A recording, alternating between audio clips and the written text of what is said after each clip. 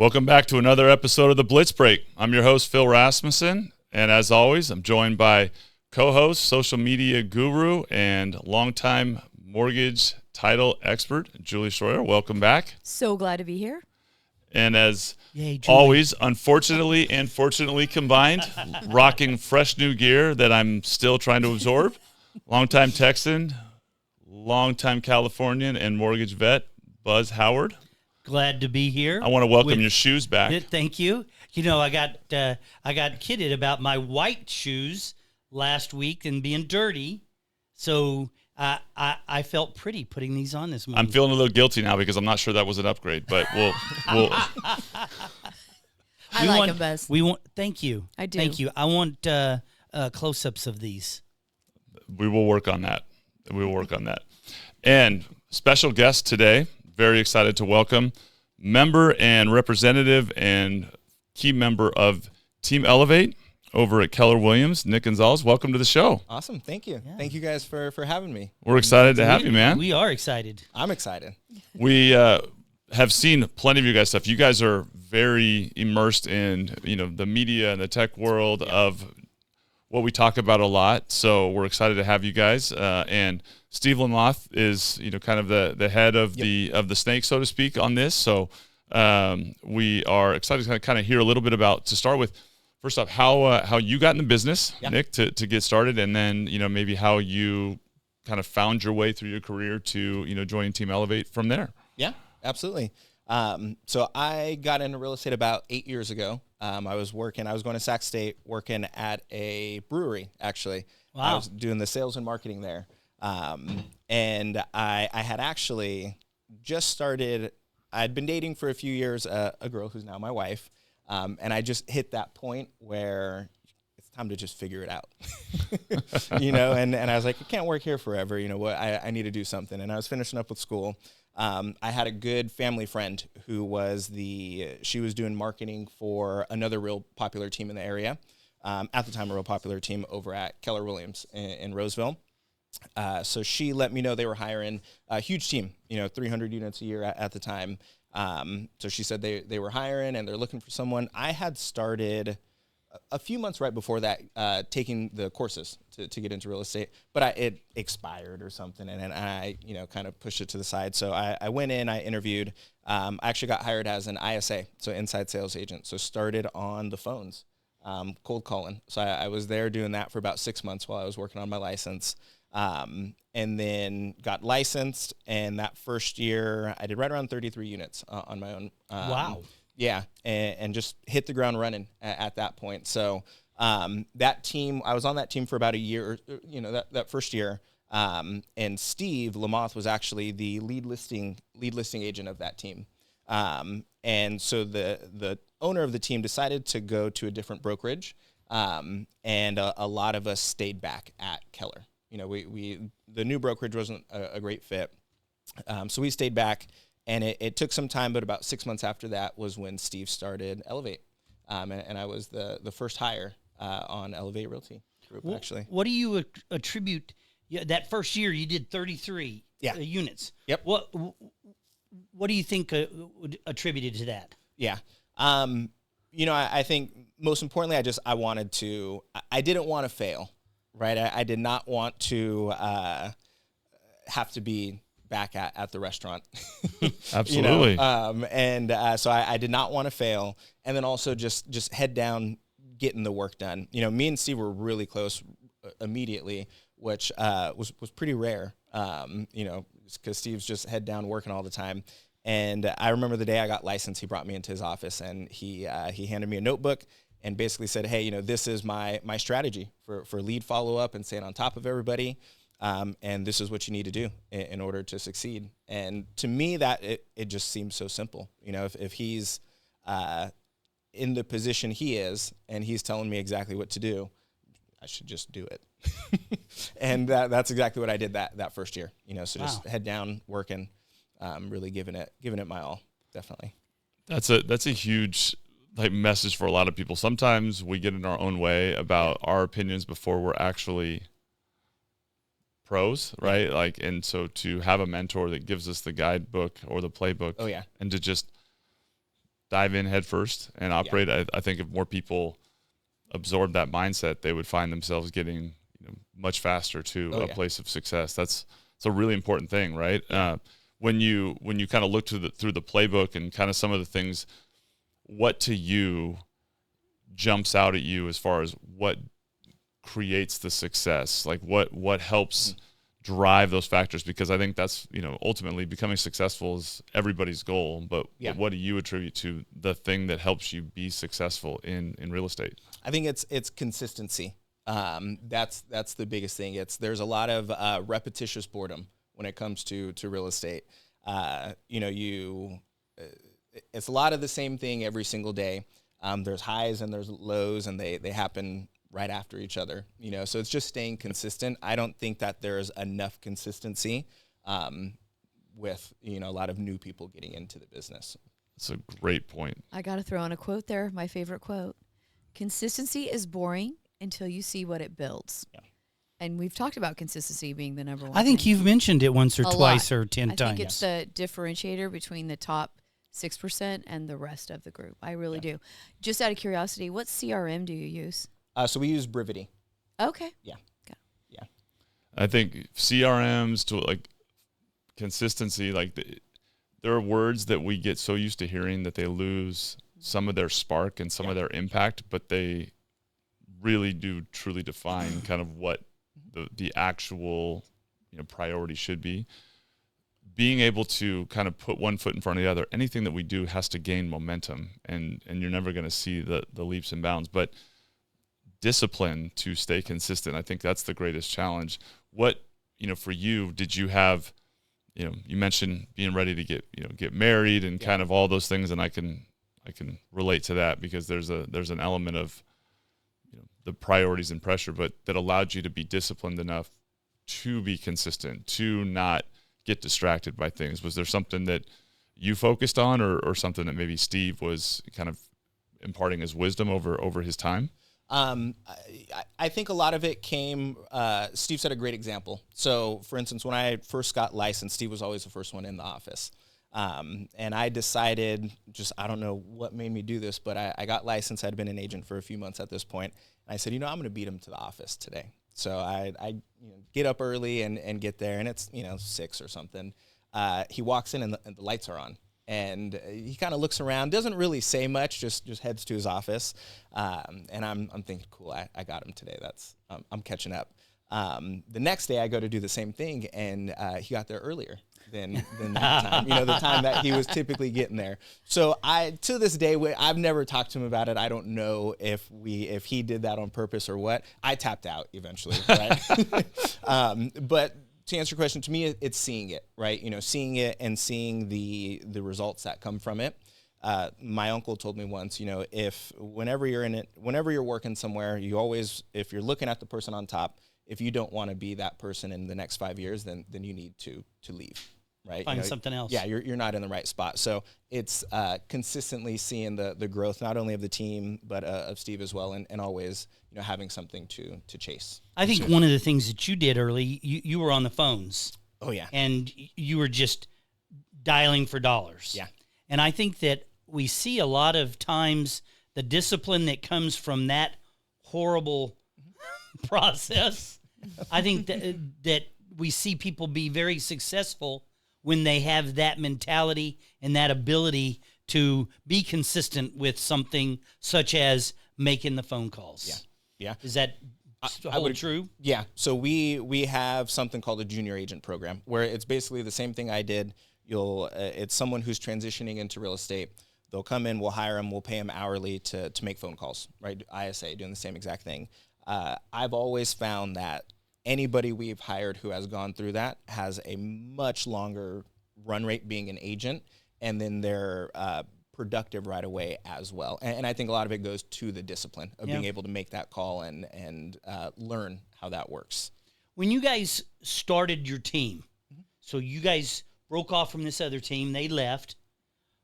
Why the name Elevate? I like the name. How did you come up with that? So funny enough, Steve came up with it, and he didn't come up with it when we were looking for a team name or anything like that. when he incorporated as an agent, it was Elevate Realty Group was the corporation. So my first check that I ever got in real estate, there was no Elevate Realty Group yet, but I had helped Steve with a client of his and did some showings. And so he wrote me a check at the end of that, and it was from Elevate Realty Group. So funny story about that. My first real estate check actually came from Elevate. But, you know, the way we look at it is we're elevating the client experience. You know, that has always been the motto through our programs, through the customer service, whatever it is, you know, just really elevating just everything around us. That's an awesome answer. Tell us a little bit about the team. Yeah. What's it made up of? Mm-hmm. How many people? What's the story there? Yeah. So we're small but mighty, right? So right now we have 5 full-time agents. We have 3 full-time administrative members as well, and then 1 marketing person right now also. Last year we did right around 135 units, right around there. Makeup of the team, we're very, very listing heavy, so we do focus on listings. I think more teams should do that. Mm-hmm. So that's how we run it. We very heavy focus on listings. Right on. Tell us about what sets you apart. What is your value prop? What is it that's special about Elevate than other teams out there? Yeah. So if you want it from the customer point of view or the agent point of view? Both. Yes. So from the agent point of view, when Steve started the team and he sat down with me and talked to me about it, his goal was having the highest producing, a high level productivity per agent, right? We didn't want to be just a huge team of agents, and that's how we got to our number. We wanted to have, you know, very few agents, but each agent was capable of doing a whole bunch. So when we talk about something like Brivity, I was thinking about it the other day, and one of the reasons we started with Brivity was because they were the first ones to have transaction management, and it was automated as well. So it wasn't normal at that time, which was only, to see how far things have come, like 6 years ago, yeah. Right? But that wasn't common to have that everywhere.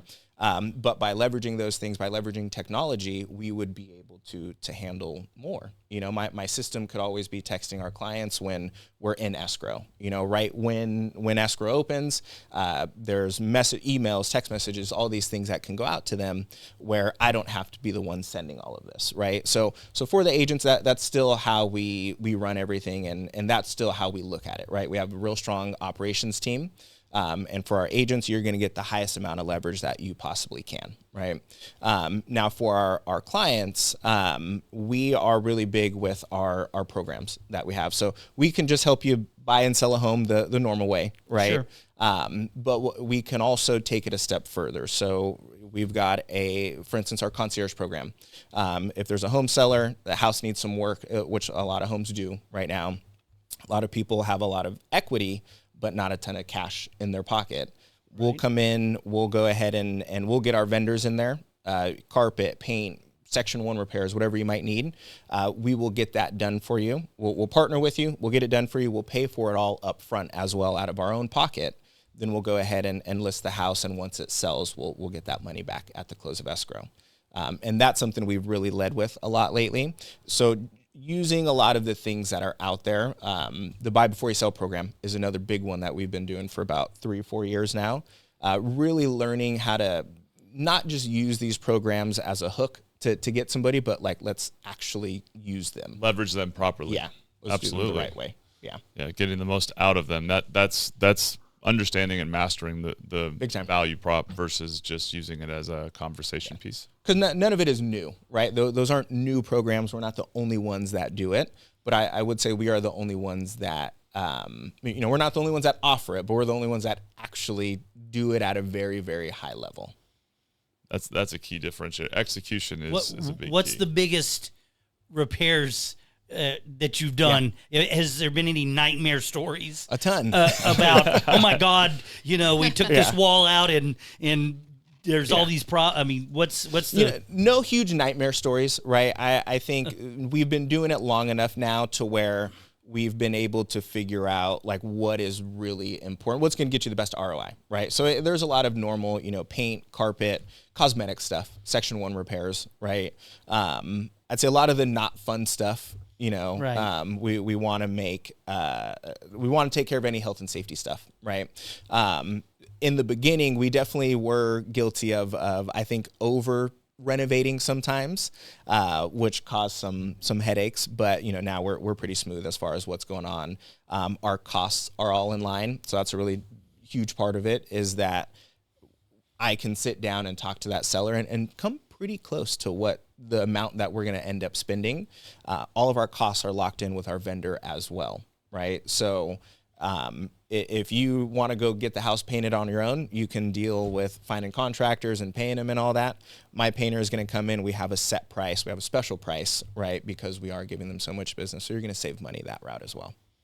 Wow. That's a big thing. I've said I've been in the business 20 years, and when I look at the value that a team or a realtor team can bring to me, right? It's those things, right? I mean, as far as the technology's changed so much, finding homes and actually seeing the one is not the same as it used to be when it was a booklet, right?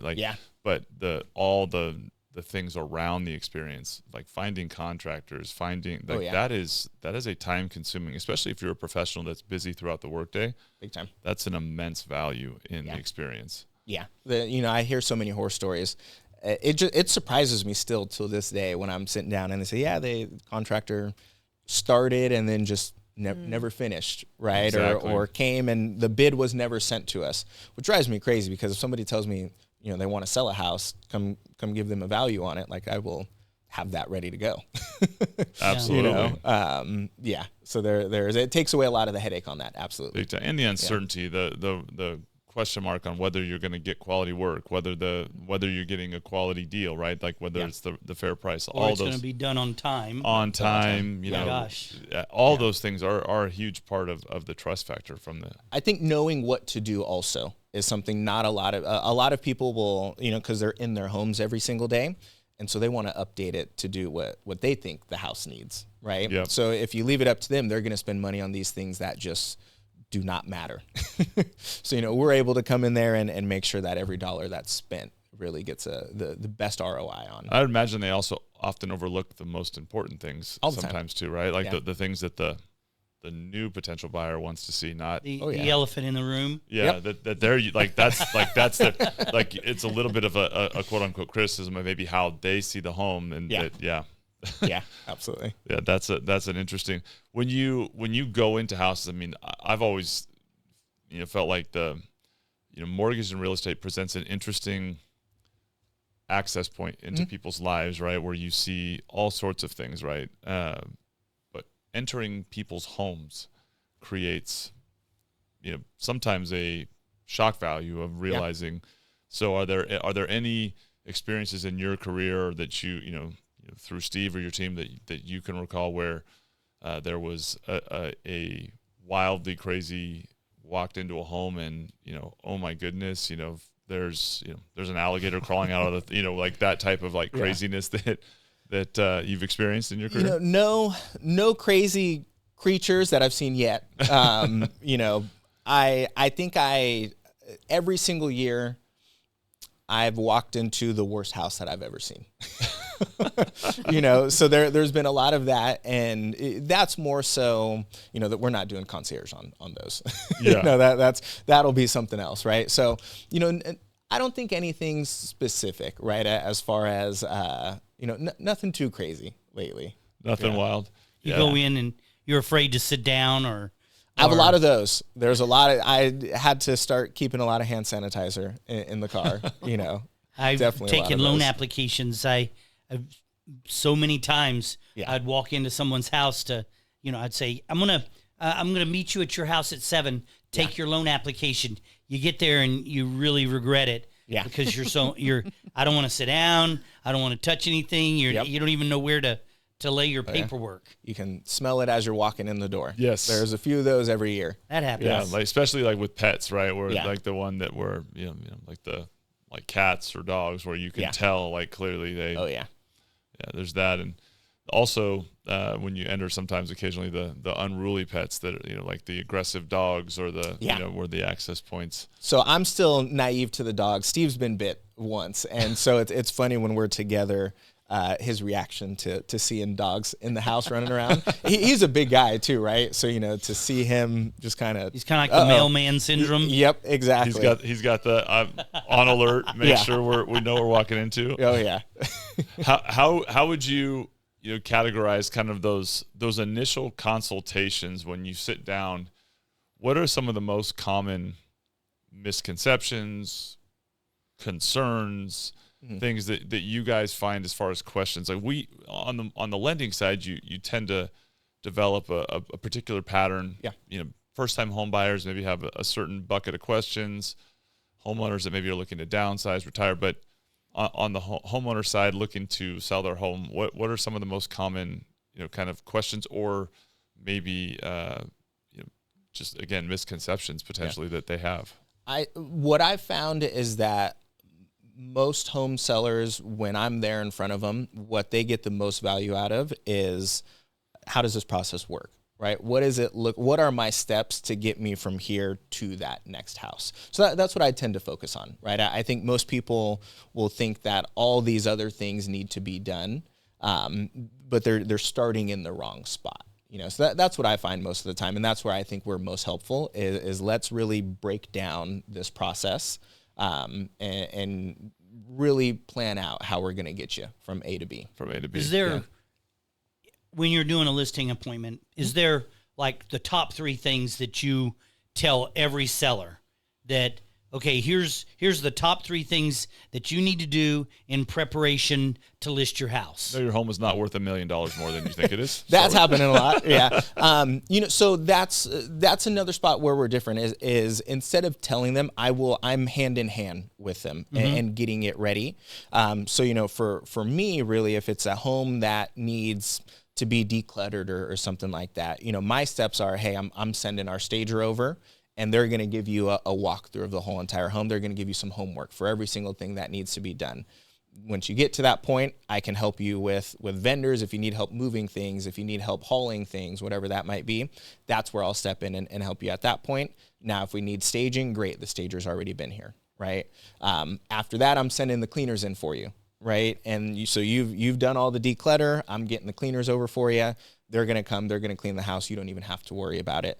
Then we're coming in, we're taking photos. So we're really hand in hand with them right now. If there's one thing that I could say that's different with just the market being the way that it is, where I think people should spend more time, landscaping and curb appeal right now. Yeah, I think right now with the market being a little bit more difficult, the home needs to stand out either with the pricing or with the condition. One of those two things, something needs to excite the buyer right now. So I'm spending a lot more time just on the exterior of the home and how it looks and all of that. So you probably have these kind of vendors that they say, well, I don't know what to do. Yeah. So you have people that will show up. Absolutely. What's the number one thing that the landscaper is doing right now? Mulch. I was going to guess that. Yeah. In the flower beds? Just updating it, right? Updating it, refreshing it. Cleaner. Yeah. We had exactly. We had one where I was so surprised because they had a ton of mulch in the backyard. All the landscaper did was come over and rake it. He just raked it, and it looked like totally fresh new bark that was back there. So that's probably the number one thing that can help in that situation. It's quick, it's easy, it's cheap. So that's probably the top one. It changed. I've seen that on my own homes in the past, like just fresh mulch, like fresh filler, and just the night and day of the way, like, because it looks like it was freshly done, as opposed to the bushes, the trees. They all can be kind of just trimmed and cleaned up very easily, but that's the differentiator between freshly landscaped and not. That's actually, it's kind of crazy when you think about that component, but for most homeowners, you don't think to do that very often, right? Yeah, they don't even think about it. Pressure washing is another one. I think that more people should definitely do. Pressure washing. Yeah, whether it's the house or the landscape or the driveway. Yeah, driveway, home, pressure wash it all the way through, though, right? Because I've seen the people that start doing it, don't finish, and then they have what looks like squiggly lines throughout their. That's when everybody says, "I'll just do it myself. It's okay. It's cheaper." Yeah, it's cheaper, and then you see the difference. Yeah. From a marketing and kind of access point and communicating with your customers, developing business. What's your guys' approach? You guys are active on in the media format as a team, and certainly you are. What's the overarching kind of strategy that you guys take as far as communicating with not only your potential customers but just in general to keep the brand? Yeah, I think it's telling the stories, right? So we're the marketing that we're sending out, whether it's our radio advertising, our internet, social media advertising, it's telling these stories, right? I think when people can connect with those stories and hear, there are homes that, that's why that's why a lot of people go the cash buyer route, right? Because they think there's too much to do in their home. So I think by telling those stories and letting them know, hey, there's a hybrid here, right? Yeah. Where we can come in and help you out with that. And you don't even need the funds up front.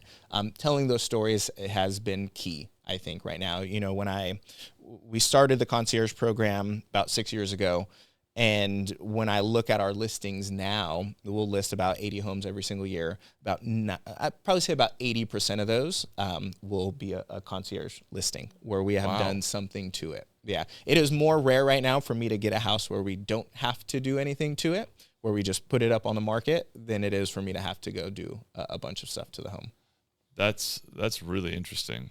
80%. Yeah, as you're out there every day, you're talking to people about selling their house, buying houses.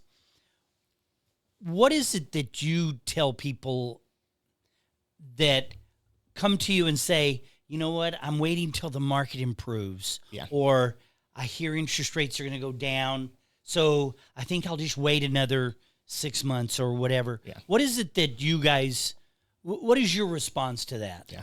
So I have that conversation about 10 times every day for the past year and a half. I think I have different advice for different people. If you're buying your first house, just buy it. Just do it. Just get in. Rent is 100% interest, right? So just go buy it, right? As long as that monthly payment is comfortable for you, it's in an area that works for you. It's not going to be the perfect house, right? During COVID, I think you saw a lot of people buy their first home in Folsom or these areas where they're not normally first-time buyer areas. So I think it's, if you're a first-time buyer, buy the house. Just get in. If you're buying and selling, I think if the only person who should not be doing anything right now is somebody who's moving to make things cheaper. If you're moving to have a cheaper payment, if that's your goal, that's most likely not going to happen. Now, if you're going to go ahead and eliminate some debt, right, and use the equity to pay off some debt, then great. Let's go ahead and take a look at that. So it's looking at everybody's situation, right, and really looking at what the cost of waiting would be for their specific situation. Yeah, I think that's an important concept, the cost of waiting. Yeah. The loss of, increase in value, all of those types of things that go into it. It's huge. Right. And things, I think what a lot of people forget as well, especially home buyers, is they're so focused on right now. But when you look at it, especially if you're a younger home buyer, you're going to buy the house. You're not at your full income earning potential, right? You're going to continue to make more money and progress in your career. So eventually that payment isn't that bad at that point, right? That not only does that play out, I think what I continuously need a refresher on in terms of what we coach loan officers, even in any industry, is the idea of, as free as the information is today, how many people still need to hear it, right?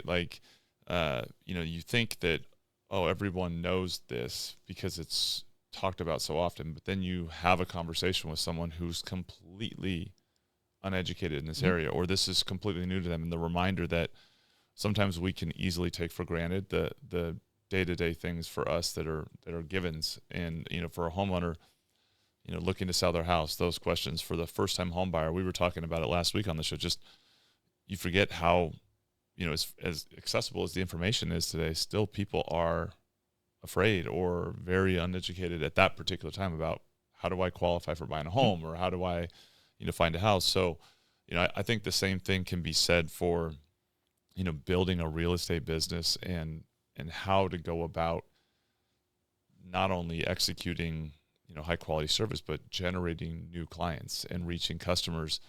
We talk a lot about social media and the use of it today, but also just the discipline of what do you do between 8 and 5 when a typical workday is, right? Like, what do you actually do? Like, you may have free time to do things, but how are you structuring your day to actually be disciplined in and productive? Yeah. Is there a, in your experience in the business thus far, is there a kind of a key, reinforcement that you think, for the agents that are not only the most successful, but also the ones that have the greatest impact on their clients that you think at this point is, something people should be aware of? Yeah. Lead generation is the key to any real estate agent's day. Even now, my time from 8 to 11, that is my lead generation time. That does not change, right? How does that help with clients and all that, right? It's putting me out there. It's hearing the conversations. I'm able to go ahead and convey this to my current clients who are out there.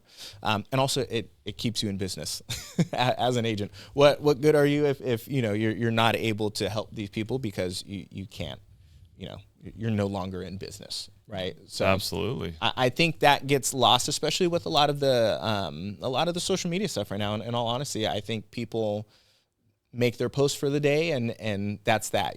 That's a leg of your business, right? Yes. So, you need to turn that into, I come from being an ISA, right? So you need to turn that into contacts. And that's the easiest thing to track. In real estate, you don't really, there's no schedule anybody gives you the first day you get started, right? So you need something to be able to track, which for me, it's contacts. I know that no matter what noise is going on throughout the day, I need to talk to 20 people today. As long as I talk to 20 people, set my one appointment, I'm good for the day. So that really is your number?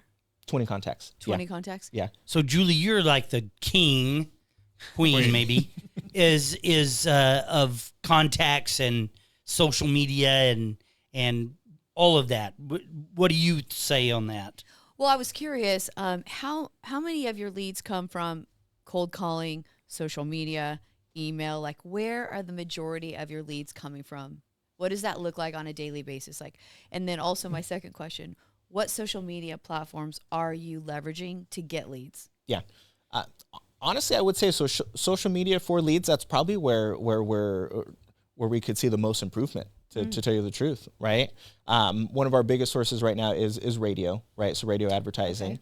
Okay. I look at those sort of the same as I think about it. I think for our radio leads that are coming in, they didn't just hear us on the radio that one day and decide to call us, right? And same with social media. They didn't just see you that day and say, hey, help me buy a house.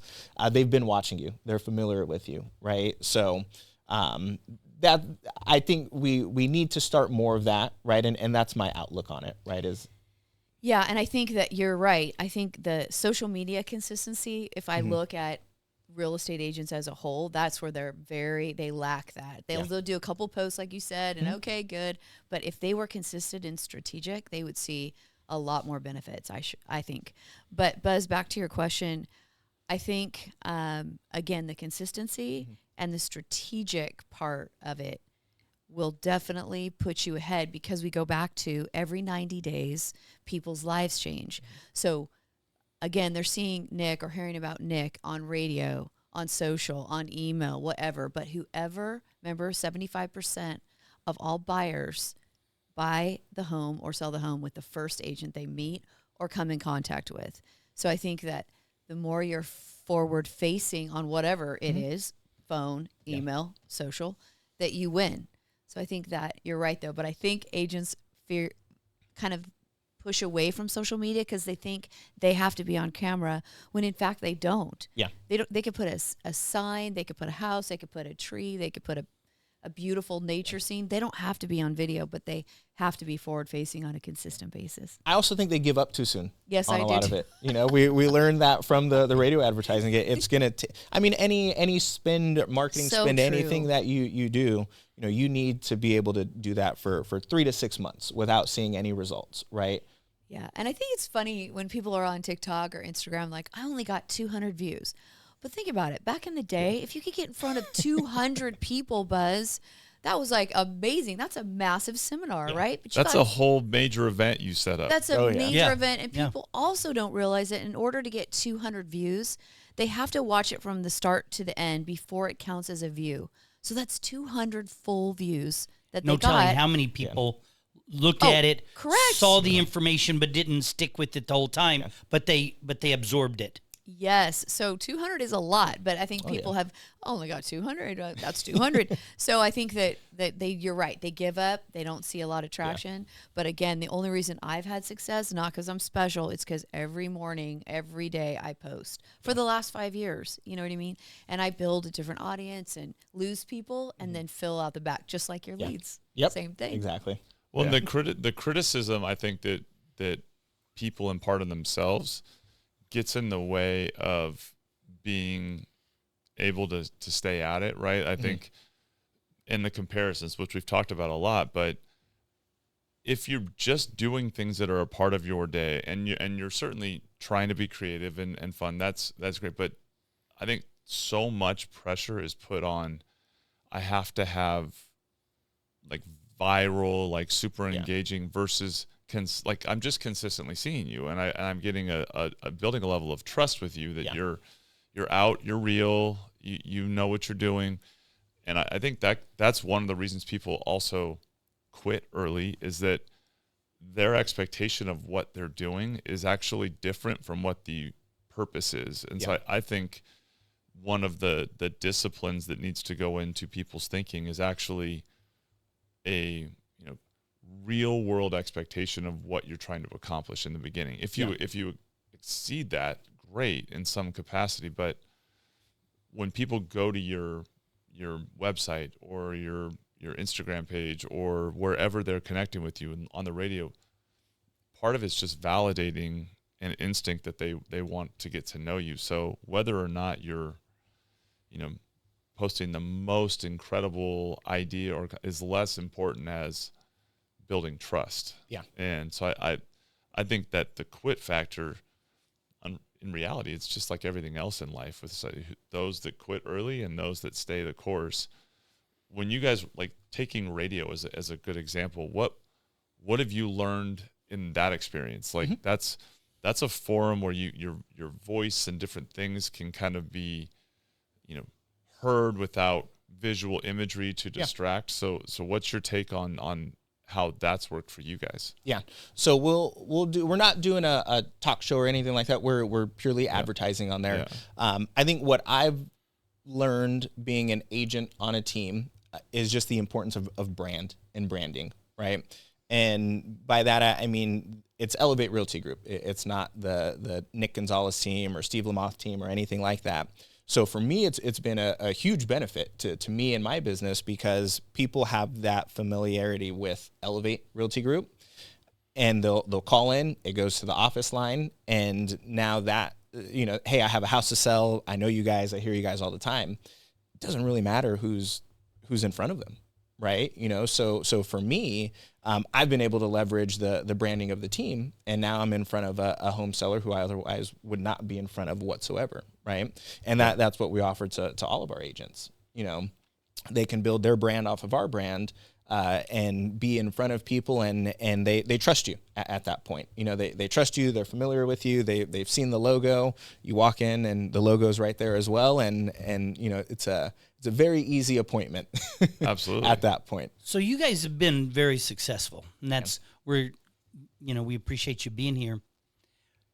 For other salespeople, for every dollar, is there a percentage that you reinvest back into the business? Yeah. So what would that be? About 40% is going back into the business is typically the way that we'll run it. I might be off by a percent or two, but typically it's I think we're 30% to expenses, 40% back into the business, and then you have another 30% profit is what we'll typically like to run at. That's changed a little bit, that profit margin, as we have, just as the market's gotten more difficult, right? Your biggest expense right now becomes just holding on to listings a little bit longer and listings that don't sell. But that's typically what we'll put back back in is right around 40%. So 2 questions on that, and I just went through. We sold our place. We fell out of escrow twice. Went through the whole deal. Buyer kind of related. What is the most common issue you're seeing right now, that since the trend is up with homes falling out of escrow, and you talked about it a lot on the title side, what do you see as currently the biggest disconnect that's creating more of that? Is it just home buyers being pickier because they're feeling a little more in control? Demand, what's that variable? What I've noticed is there's not a lot of FOMO out there amongst the buyers anymore, right? So they're very nervous about the whole process itself. So any little thing that comes up, even if it's a $700,000 house, there's a $2,000 issue where we can lose the deal because of this, right? So that's been the biggest thing, I think, is not really buyer and seller are not on the same page right now. And yes, people will walk over something very, very small, right? So that's the biggest reason I've seen deals fall apart is your buyer's just totally not bought in, and your seller is just digging in and not moving on anything. So, Julie, your escrow officers, they tend to get the people at the end of the deal. Correct. Are your escrow officers seeing like people coming in and they're freaked out and they don't want to do it? And what's that? I think Nick said it best. Is they're just a little bit more fickle. Like, it's not, I have to have it, I can walk away because there's so many more opportunities. And I think that's what it is. But I mean, generally speaking, we don't have a lot of that, but yeah, we do see a little bit of that, Buzz. Have you had stories where they just were signing papers and just freak out? Yeah. I'll leave it at that. But I wanted to go back to your social media platforms that you use. Yes. Which ones primarily? Primarily Instagram, Facebook. Those are our big ones that we're using right now. Okay. Really not any TikTok or anything like that, but Instagram and Facebook are our main ones that we're using currently. It's kind of across. Watch out, because she loves TikTok. Do you? A little. I dabble. I get stuck on it. I'm there. All of a sudden, I download it and I'm looking at it for hours. So for sure. I have to get away. I think TikTok is the easiest platform to make a video. That's really? what I will tell you. Okay. I don't think it's the best platform for a real estate agent to use for promotional reasons, but I think for that, it's the best. Yeah, easiest. Yeah. I think the tool, the element that is the greatest puzzle to solve for the average salesperson in this industry is that because there are so many of them now, and the audiences and where the homeowners are is beginning to be more diverse, right? Like, it was Facebook for the longest time, then Instagram kind of caught up, but TikTok has its audience. You've got Snapchat, you've got like these other platforms where it's not just, there are plenty of tools that allow you to get content there, but how do you actually track and engage and really build a true audience and network within each platform? Because that's a tremendous amount of energy and time into each one if you're going to try to actually engage with them. So I think that's the greatest kind of challenge right now if you are trying to engage with more. But I think there is a lot of value in picking 1, 2, whichever ones, and really leaning in and then progressively kind of expanding after you've mastered one, versus I think a lot of people just don't do anything. They're trying to do a little of everything and nothing very well. Yeah. Because at the end of the day, you're better off with 500 network and friends that you're super, super connected to than 5,000 who are really not engaged with your content. Absolutely.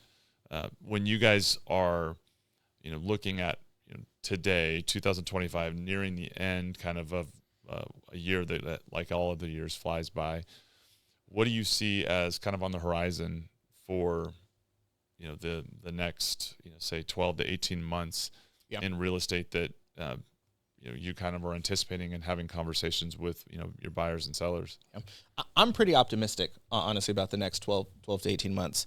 I was looking at the numbers. This is my second best year, right behind 2021. So wow, I don't think that's too common, but yeah, it'll be my second best. So I'm optimistic about it. I think that within the transitions, it's always tough. When you go from one market to the other market, or even just you have micro markets is what I've noticed as well. Like we had a micro market starting in April, right? And I think we're towards the end of that one right now is what it feels like.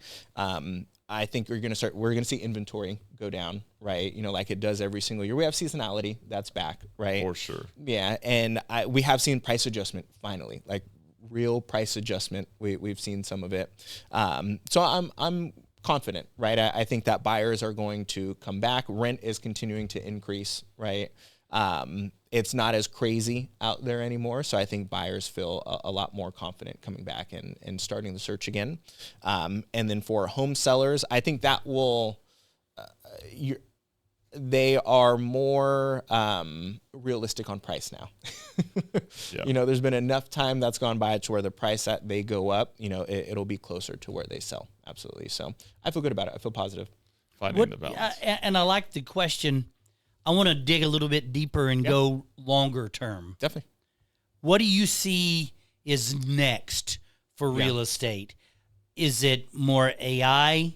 Is it, what is it? I mean, we can visualize all sorts of stuff. Yeah. Where people don't even go out and see the houses anymore. Yeah. Because the AI generated walk through the house and that kind of stuff. And we could imagine all sorts of stuff. Yeah. What do you see that's next? And I'm great the next 12 to 18 months, but what's the next 5 years to 10 years look like?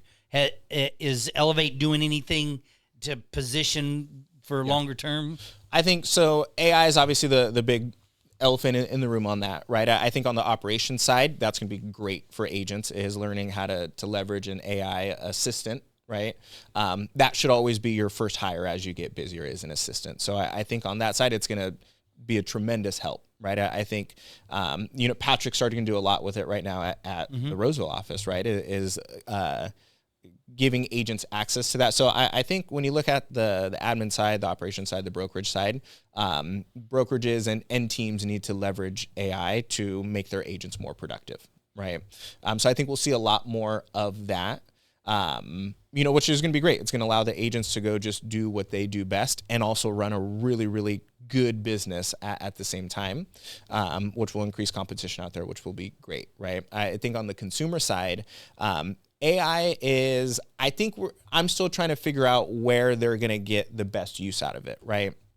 I had a client, we were walking around looking at homes, and they were asking me a question about an AC and, how old is this? And I, do the usual look at it, like how rusty is it? And, not brand new, but it's not ancient.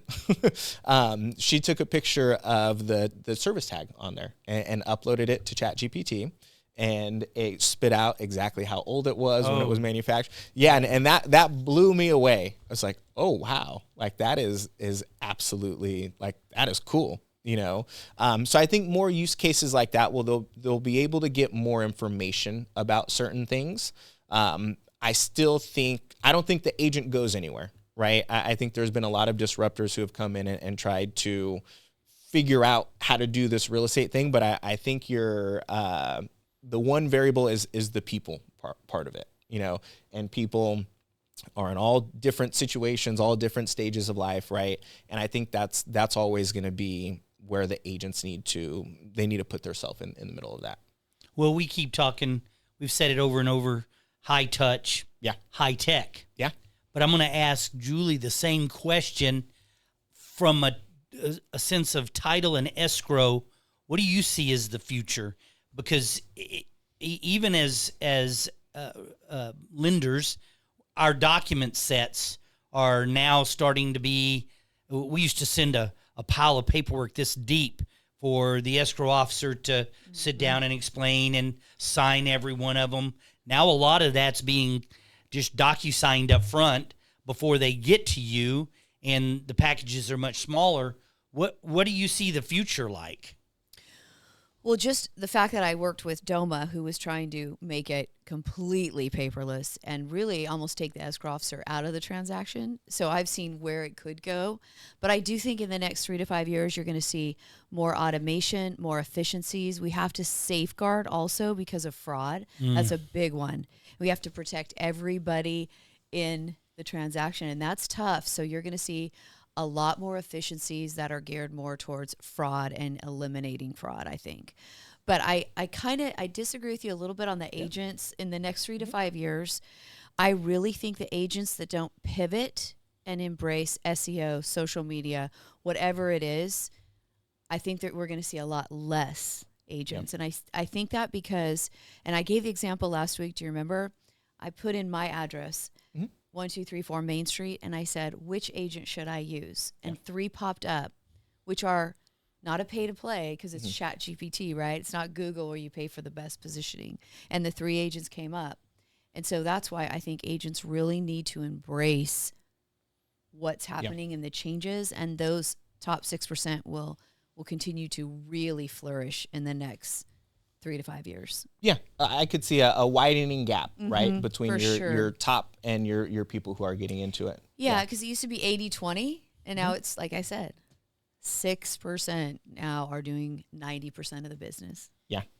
It's crazy. Well, the where I wholly agree is the human component of the agent, the trust, the accountability, the ability to ask a question and, get a real human answer that recognizes aspects of that question that are outside of what you're actually asking, because you already understand the person's scenario and a greater perspective on the person. And then just, I actually am accountable to your experience. Like that element of feeling a sense of trust and confidence that if this goes wrong or something doesn't happen the way I want, like I have enough influence on your reputation in business that that gives me the confidence to trust. I think that part of human nature that will always exist for us. And that's the part where I think it's exactly what you're saying.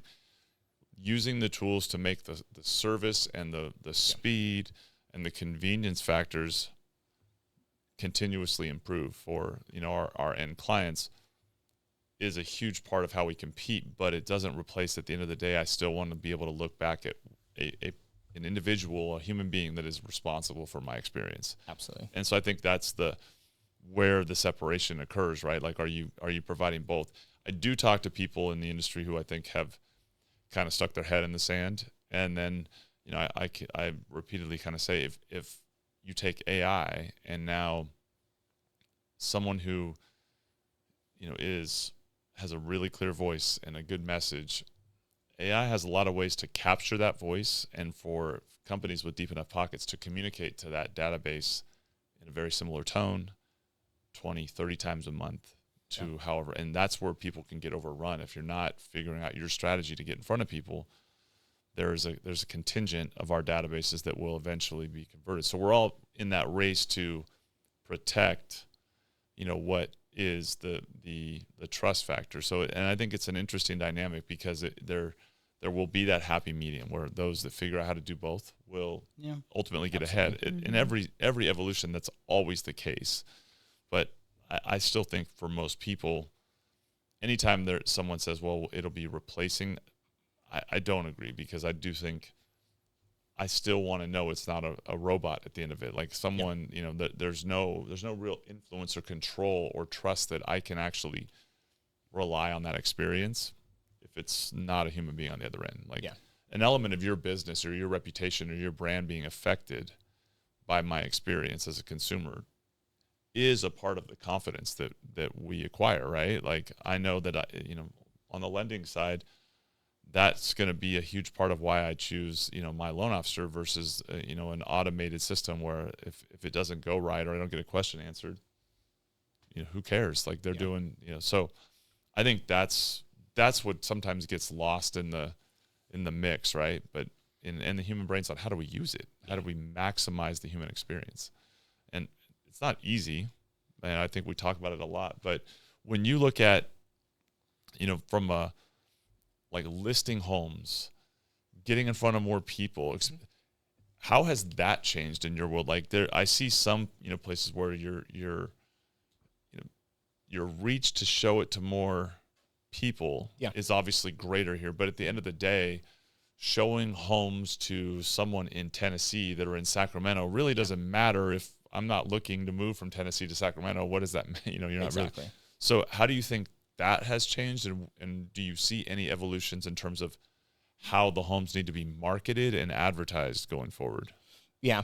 That, because that's a point I always bring up with clients as well, right? It is what good are all these videos and all that if 5,000 people see them, but they're not all buyers. They're not buyers, right? yeah. So it's how do we get your home in front of the people who are actually looking for it or who maybe don't even know that something like that exists, right? So I think that's more, again, your agents are hyper local at the end of the day. Like we need to be as hyper local as possible. That's the important part, right? So that's really our focus. And I think we cast such a wide net just in the area itself, that, we can leverage our listings off of each other to go ahead and put shine more light on a particular listing. If I've got a property in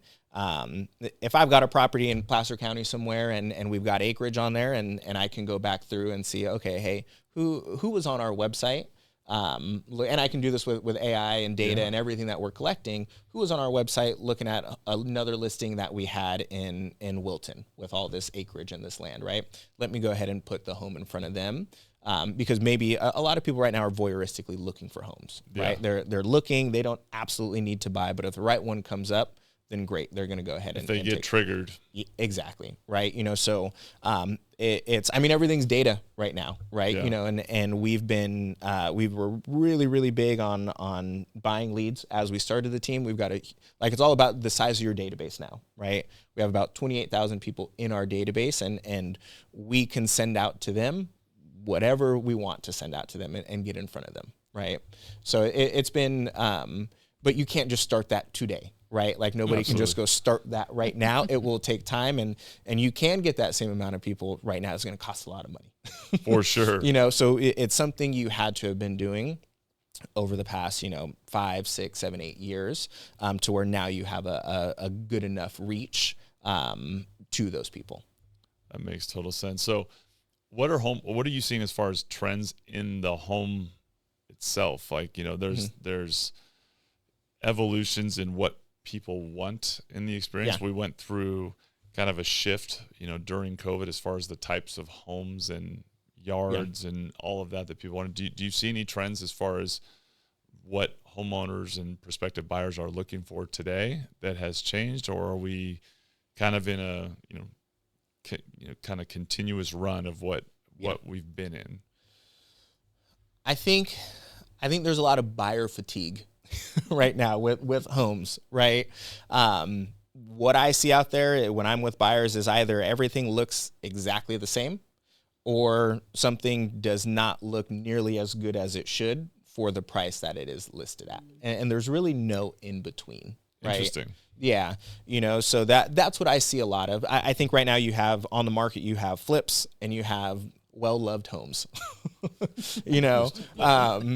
So I think what I gravitate towards, is in a house, it's, let's make sure, again, bones are good. Landscaping is good. Let's get some color in the house as well, right? Everything is just white all the time, right? White kitchen, white cabinets, all that. So a little accent wall here and there, so cream colored walls, white trim, and just, everything's it's neutrals, like neutrals, the typical flipper. Exactly, right? And that's kind of how everything looks right now, right? So those are more cosmetics, right? As far as the house, the type of home people are looking for. There's not one specific, like, I have to have a Sub-Zero freezer or got to have a pool. That's all. Is there anything like that's going around? I get some of that. I think right now they just just like your buyer today just wants a good house, right? They don't want to have to buy it, pay this huge amount for a mortgage, and then also have to start fixing a bunch of things, right? They just want a good, solid house right now, right? They don't their DIY level right now. It's not, their thermometer for it isn't the best. that part makes sense. I still find it interesting because when you look at Sacramento area, you've got Roseville, Rockland, Elk Groves, like the newer communities, Folsoms, where those homes were built newer. So you've got master suites with, what you'd expect, larger closets, walk-in closets. And then you can go and look at parts of Carmichael, Fair Oaks, where it's a mix, right? But you'll see homes where it's like that was an older home that hasn't been remodeled, and that has, sliding closets in the master, and a master suite that is smaller than what most hallway baths are, and those are, I find that to be interesting as just as you see those come through, what the audience is with that, because I can't imagine, and with my family, if I'm being in a master suite setup without walk-in closets and a bathroom, because I don't know where we'd put everything. Right. Yeah. But those homes are still out there. So, or you could come downtown and buy one that's 100 years old and live upstairs, and the only bathroom is downstairs. Yeah, those they exist, right? You see them, and occasionally when I'm scrolling, you find for us them. old guys. It's really tough when you go to the restroom all night long. There's a lot of things tough for you, Buzz, but we're gonna have to, there's only so much help we can do. Speaking of which, let's pivoting on updates for the week. What's the latest and greatest here? This week on mortgages was all about inflation numbers. Going back to usually before the Fed meetings, you'll get inflation numbers. So you get the CPI and the PPI. Both of them showing inflation at different levels. Obviously, the PPI is at the producer level, meaning what's going on for servicers like hotels, restaurants, manufacturers, all of that. And what that showed this week was that inflation was actually less than what they were anticipating. And then you get the CPI, which is at the consumer level, which came in just slightly higher. So this week has been a strange look at the inflation numbers as we go into next week for the Fed meeting. The market, previous week I talked a little bit about it, and that was all about employment numbers. And the market rallied. We saw interest rates fall. Usually after a pretty good little improvement in interest rates, we see this flat market, and that's what we've seen this week. Up a little bit one day, down a little bit one day. Yesterday we had a little bit of a good day. Today we've, at least when we came into this meeting, we're having a little bit of a down day. So it was this treading sideways that we're looking at. Really, everybody's kind of anticipating next week of what's going on at the Fed.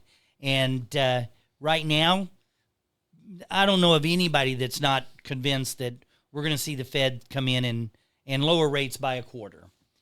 Some people are betting that it could be a little bit higher.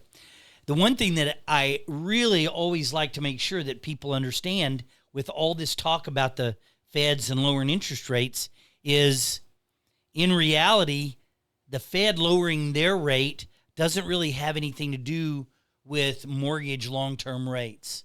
And you have to remember that really when they're talking about the Fed, that is short-term. And when people say short-term, they don't know that that means overnight. That's not for a week or a month. That's the bank is borrowing money overnight so that they can operate tomorrow. And so that rate dropping doesn't really say our long-term 30-year fixed-rate mortgages are going to get better. So that's a lot of times from the real estate side, and even from a lot of loan officers, all this talk, consumers hear it and start going, I bet you get calls. I heard interest rates went down today. Mm-hmm.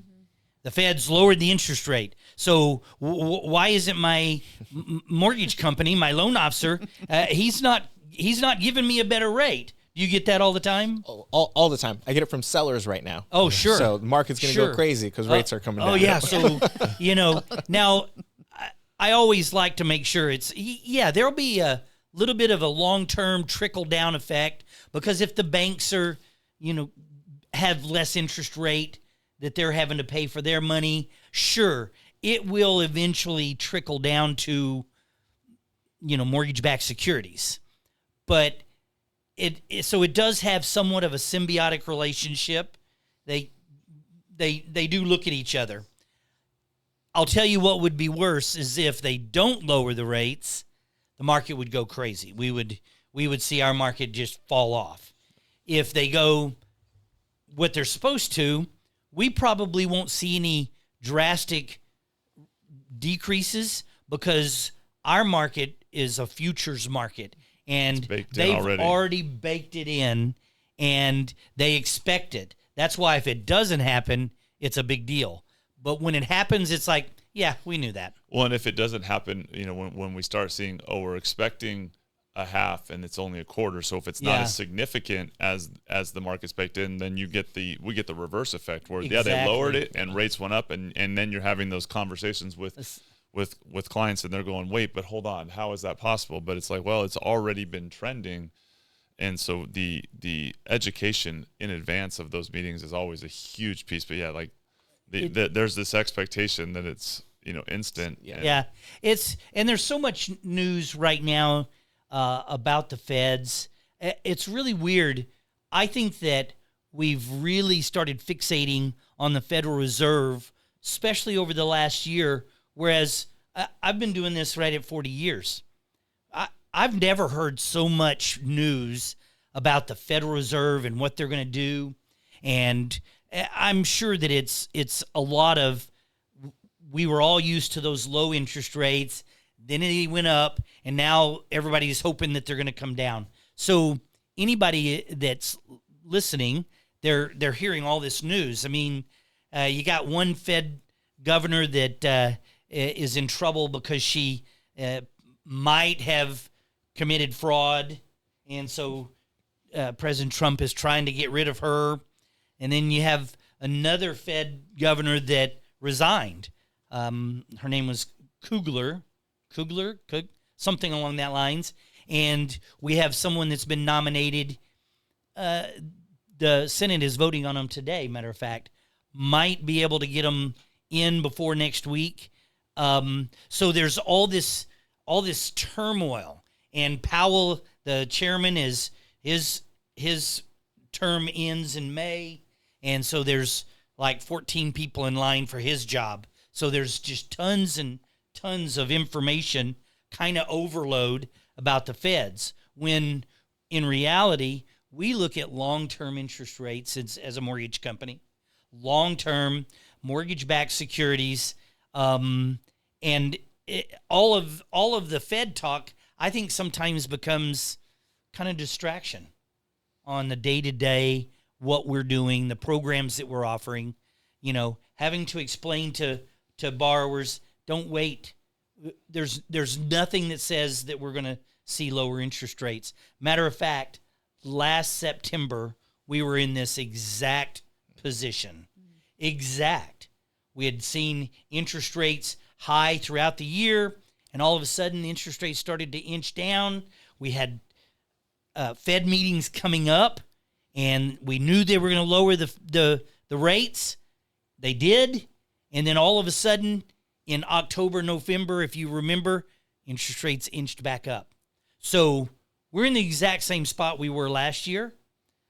I'm telling people, yeah, I'm kind of bullish on the next 6 to 12 months. I do think that we'll see slow, steady improvements. But I'm not telling people, hey, just wait, it's going to get better. I'm saying if you got it, close it now. Do it. Don't wait. We can always refinance. Agreed. Matter of fact, we have a great refinance program where we'll help you with your closing costs to refinance. So, I mean, that's what I would be saying to people right now is, yeah, I do think that, I think that things are great. I think it's going to get better, but get in right now. So that's where we are with rates. It's been flat the whole week. Agreed. Flat's a, building a level of expectation. I have this conversation a lot. I have family, friends that obsess over it too all the time.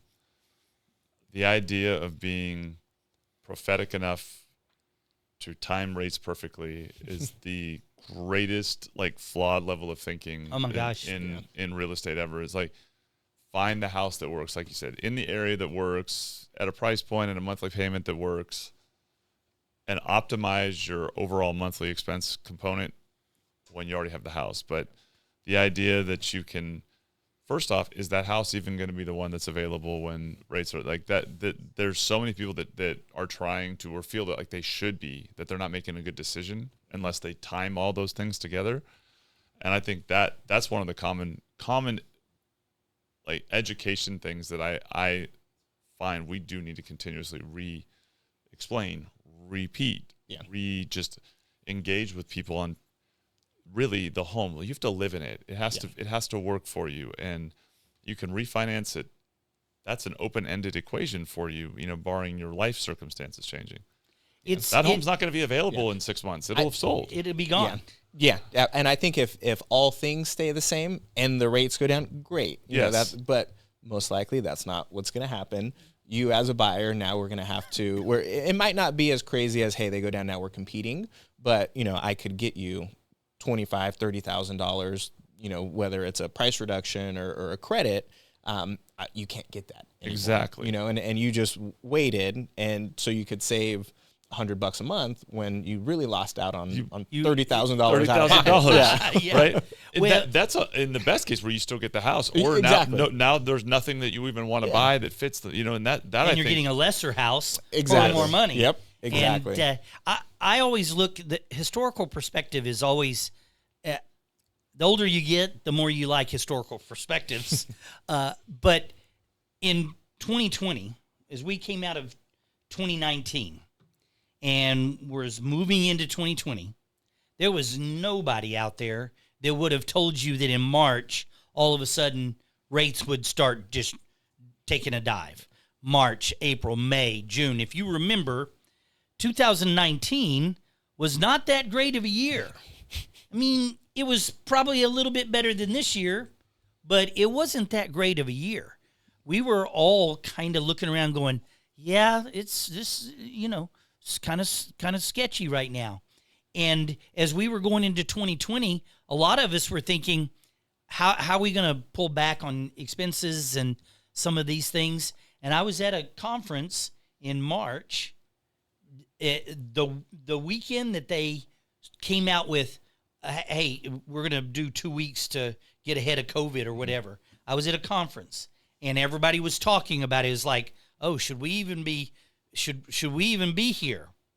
And it was really weird because we were all talking about how are we going to make 2020. We might have to cut here, we might have to cut there, and then boom, all of a sudden rates dropped. So nobody can really time it. None of us would have bet looking ahead 3 months that we'd have so much business that how do we even handle this? So that's again, historical perspective. Last year, exact same time of the year, everything, the market is exactly the same for lenders. All of that, we would have never known that in November, December, January, rates would spike again. And here we are with another year that we all were waiting for 2025, and it was going to be great in 2025. So now the latest is, 2028 is going to be great. No, but so there's no way to really tell where rates are going. You're exactly right. Just finding the home. So as we're wrapping, Julie, I would love to get a kind of heading into the end here of this week's episode. Any thoughts on Buzz's perspective from the title side and kind of direction on the sales end? It's like you said, you can't predict, and it's tricky in the title and escrow space because we have to hire for that volume. You know what I mean? And do we adjust our size? Do we get ready for it by hiring people? And title and escrow people, they're not, it's not cheap. It's not a cheap venture. So do we put the investment forward? I mean, the company I work for really invest in internal people and not letting anyone go during any type of that process, and really elevating from within. But we see it possibly coming, and if it comes, it will come big, and it'll be interesting how we're all going to get through that. But it's just like we're just waiting for indicators, and then we will start hiring and backfilling for sure. Well, the teeing up kind of as a team, being prepared for that, being able to handle the scale. I think one thing that all of us have learned in our careers is that never happens with as many indicators and as much advance notice as we anticipate. Usually it feels like we go to bed and overnight we're now saturated with more volume, more clients than we're prepared to handle. So true. So having levers in preparation for the ability to scale up rapidly is one of the most important things that we do. So kind of, I think, for one, Nick, thank you so much for being here this week. Thank you guys for, my gosh, having yeah. me. It's great having you. What a great insight. Thank you. We're sorry that Steve wasn't here. Yeah, he wasn't able to make it, but he does want to. We'll have to hang bring out you with guys you guys. back. Do you think you can use the studio in the way that we've been talking? I would love to. That's great. Yeah, I think that would be fantastic. Yeah, that'd be huge. I just want one thing. I want Julie to put on her glasses. Okay, Buzz, just for you. Okay, wait. We got it. We got her in the I got screen. them just for you. Oh my gosh. Right? I love those. Okay. I do. You look fabulous. I should give you my tennis shoes to wear. You should, and I would complete the look. When they're not on the episode next week, you'll know that I took them and burned them. And Don't be jealous, Phil. Don't be jealous. yes, this is great. It's such amazing insight, and super excited to to not only kind of continue the conversation, but to see what you guys have going on going forward. And again, thank you so much for being here this week, Nick. Thank you guys. Appreciate it. We're very fortunate, and we are approaching the end of the episode here. We appreciate you all for tuning in, and on behalf of all of us here, thanks again for tuning in. I'm your host, Phil Rasmussen. That's another week's episode of the Blitz Break. Enjoy the week and the weekend, and we'll see you next week. Right on.